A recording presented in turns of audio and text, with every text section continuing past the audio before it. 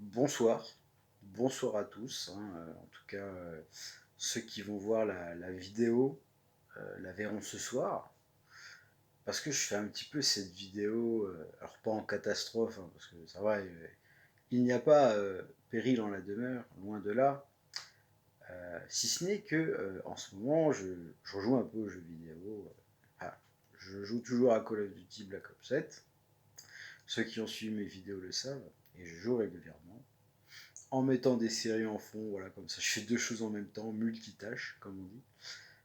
Mais voilà, en fait, je joue toujours aux jeux vidéo. Et là, cette semaine, euh, j'ai eu envie de me faire d'autres FPS. Et comme évidemment, j'ai envie de jouer à des FPS auxquels je n'avais jamais joué, ou même de rejouer à d'anciens FPS, et ben en fait, j'ai envie de jouer à tous les FPS. Et de m'intéresser à tous les FPS. Donc de ressortir des reliques, des jeux que j'avais prévu, auxquels j'avais prévu de jouer. Dont Painkiller. Alors Painkiller, c'est quoi? C'est un FPS médiéval très bourrin, début des années 2000, créé par People Can Fly, qui est probablement un de mes studios de jeux vidéo préférés.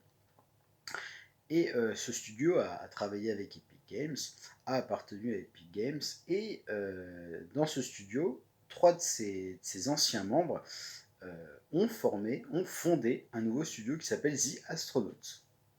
Et je viens de le voir ce soir. Voilà, j'étais un petit peu sur le internet, on va dire, et j'ai vu que du coup, parce qu'il faut dire que j'ai peut-être dû voir l'info passer, mais j'ai dû passer à côté ou je m'en souviens plus, mais peu importe. Mais ce que j'ai vu, c'est que ce studio, The Astronauts, a sorti un jeu en 2014, dont je pourrais parler plus tard, et un jeu qui est actuellement en accès anticipé, qui est un FPS bien bourrin, Dark Fantasy, qui s'appelle Witchfire, qui est dispo en accès anticipé sur l'Epic Game Store ou Steam. Et je vous invite vraiment à y jouer, surtout si vous jouez sur PC, parce que le jeu est potentiellement prévu pour sortir en 2026. Donc ce soir, j'en parle. Allez lui donner de la force, encourager ses développeurs. Witchfire, ça mérite qu'on s'y intéresse.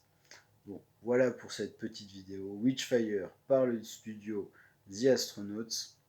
J'ai envie d'y mettre un petit billet. Et faites comme moi. Sur ce, bonne soirée et bon frag.